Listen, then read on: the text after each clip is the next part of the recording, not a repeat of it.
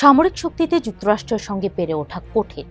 এই সহজ বাস্তবতা মেনে নিয়ে সম্মুখ যুদ্ধে না জড়িয়ে কৌশলী পদক্ষেপ নিয়েছে ইরান।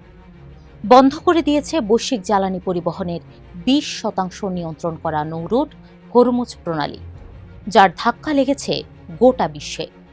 দীর্ঘ 1 মাসেও এই প্রণালী চালু না হওয়ায় দেশে দেশে কমতে শুরু করেছে মজুত, আর হু হু করে বাড়ছে তেল গ্যাসের দাম, যার প্রভাব সবচেয়ে বেশি এশিয়ার দেশগুলোতে। কারণ হরমুজ প্রণালী দিয়েই তেল ও গ্যাসের প্রায় 90% আমদানি করে এশিয়ার দেশগুলো। ইরান যুদ্ধ কতটা প্রভাব ফেলেছে এশিয়ার জনজীবনে, কে কিভাবে সামাল দিচ্ছে এই সংকট, সেসবই জানার চেষ্টা করি টিভিএস এক্সপ্লেইনারে। সঙ্গে আছি আমি বর্ণা দাস। 5+ স্টার রেটিং প্রাপ্ত দেশের সর্বোচ্চ বিদ্যুৎ সাশ্রয়ী ওয়ালটন এসি স্মার্ট কমফোর্ট এখন নেক্সট লেভেলে।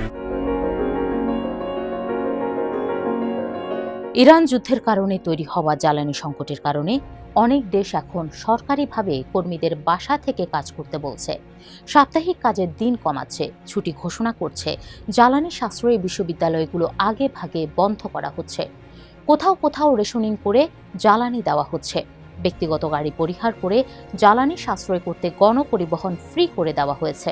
এমনকি চীন, যার কিনা 3 মাসের জ্বালানি মজুত আছে, সেও জ্বালানির দাম 20% বাড়িয়েছে এবং জ্বালানি সাশ্রয়ে কিছু সীমাবদ্ধতা আরোপ করেছে, যাতে স্পষ্ট এশিয়ার দেশগুলোতে কতটা স্পষ্ট হচ্ছে এই সংকট। এশিয়ার দেশগুলোর মধ্যে সবার আগে জ্বালানি খাতে জরুরি অবস্থা ঘোষণা করেছে ফিলিপাইন। যুদ্ধক্ষেত্র থেকে 7,000 কিলোমিটার দূরের এই দেশটিতে জ্বালানি সংকট এখন তীব্র আকার ধারণ করেছে। জ্বালানি সংকটে চলতে পারছে না স্থানীয় যানবাহনগুলো, ফলে চালকরা এখন চরম ক্ষুব্ধ। একসময় যে স্থানীয় পরিবহন জিপনি চালক দিনে 1,000 থেকে 1200 পেসো উপার্জন করতেন, তার উপার্জন এখন 200 থেকে 500 পেসোতে ঠেকেছে। ফলে একসময় ভালোভাবে চলতে পারলেও এখন উপার্জন কমে যাওয়ায় সংসার চালাতে হিমশিম খেতে হচ্ছে এই জিপনি চালকদের। কৃষক ও জেলেদের অবস্থাও শোচনীয়। তেলের কারণে কৃষিকাজ ও মাছ ধরাও কঠিন হয়ে পড়েছে, ফলে কমে গেছে উপার্জন, যা দীর্ঘস্থায়ী হলে অর্থনৈতিক মন্দার মুখে পড়তে পারে দেশটি।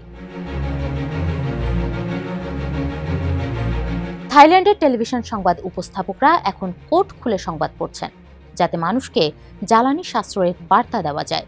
একইভাবে জ্বালানি সাশ্রয়ের সরকারি কর্মীদের বাসা থেকে কাজ করতে বলা হয়েছে।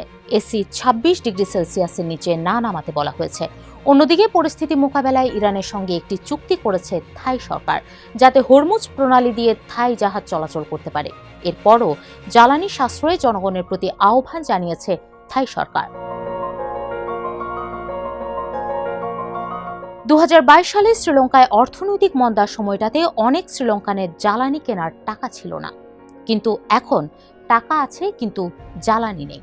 এই পরিস্থিতিতে জ্বালানি সাশ্রয়ে বুধবারকে সরকারি ছুটি হিসেবে ঘোষণা করেছে দেশটির সরকার, কিন্তু এতে অনেক শ্রমজীবী মানুষ সমস্যায় পড়েছেন।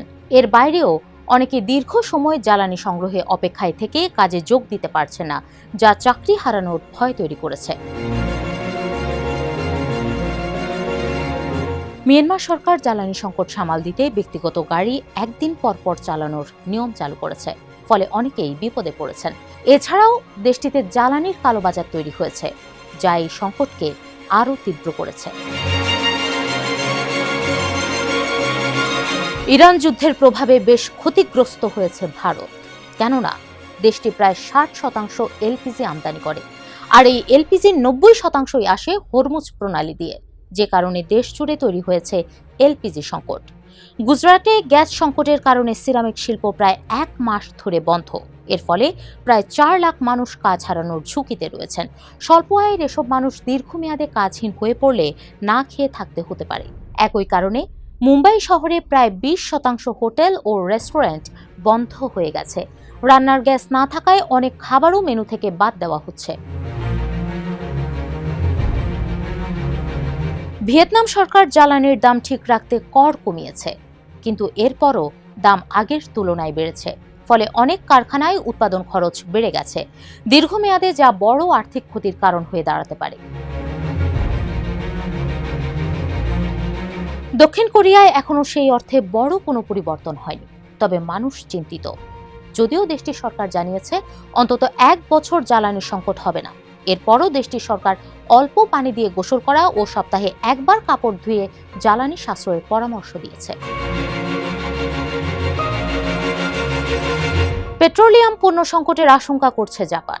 বিশেষ করে হাসপাতালে সিরিঞ্জ, গ্লাভস, ডায়ালাইসিস যন্ত্রের মতো জিনিসের ঘাটতি হতে পারে বলে ধারণা করা হচ্ছে, যে কারণে এসব পণ্যের মজুত করার চেষ্টা করছে দেশটির সরকার।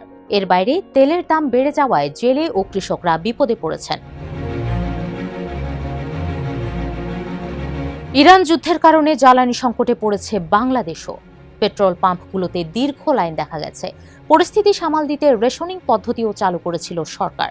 এছাড়াও সরকারি ও বেসরকারি অফিস দিনের আলোতে করতে সকাল 9টা থেকে বিকেল 4টা পর্যন্ত নির্ধারণ করা হয়েছে। সন্ধ্যা 6টার পর শপিং মল ও মার্কেট বন্ধ রাখার নির্দেশ দেওয়া হয়েছে।